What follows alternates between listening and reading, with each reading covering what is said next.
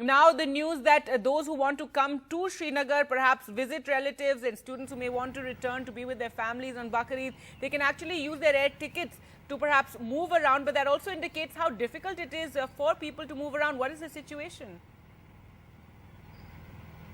Well, the situation is tense, but fortunately calm, and it has been largely peaceful since yesterday.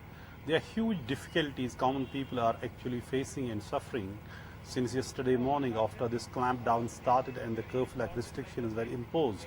While officially the Principal Secretary, Planning, who is the government spokesman, Mr. Rohit Kansal, said that they are facilitating everybody, whether they are patients, whether they are calm people who have some urgency, or the people who want to come here, and their air tickets would be treated as passes to facilitate them their movement.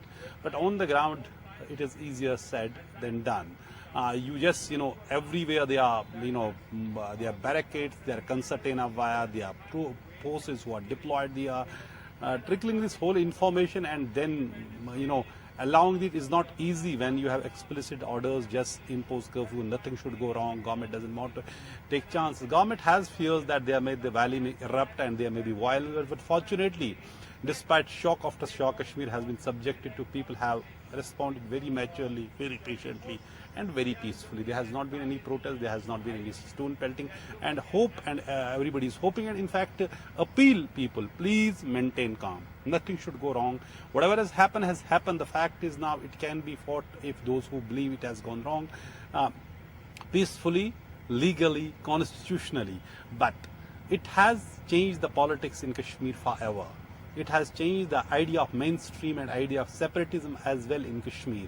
Those lines, what will happen, whether they will be blurred, what will happen, what will mainstream parties whose whole politics stood for the special status, they would stand for this. Their entire politics, entire narrative, how are they going to reconcile with this and do their politics or contest elections or whatever.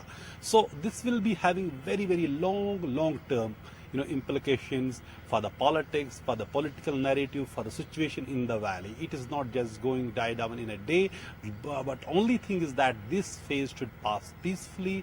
There should not be any disruption, there should not be any violence. That is everybody's hoping, and I hope people would listen to that and people would understand this. This is what every leader has been here saying so long that we could communicate with them, but since there's a complete communication breakdown, all means of communications have been shut, be it mobile phone, be it landline, be it mobile internet or the broadband.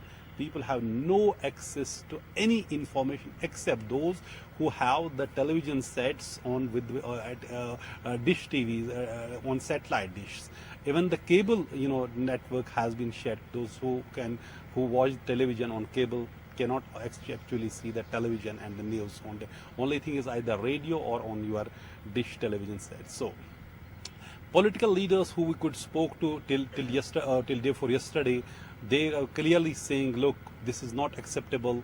And Umar Abdullah, Mehbooba Mufti, all saying, and even Muhammad Yusuf Tarigami, Sajjad Lone, other leaders, everybody says it is most disgusting, it's unacceptable, because everything is at stake. Their politics, they have been actually made irrelevant, mainstream politics. And in fact, if anybody would be rejoicing, it would be extremist element. It would be those who are on the other side of the fence, who always believe they don't believe in the constitution, they don't believe in the instrument of accession, and they didn't believe in 370 and all this. They must be rejoicing. They'll say, look, they have been vindicated. That is something, that is the sense in the valley. But on the ground, situation is calm but tense, and the restrictions are being imposed very strictly across the valley. But unfortunately, there is complete information blockade. Nobody knows exactly what is happening in Kashmir.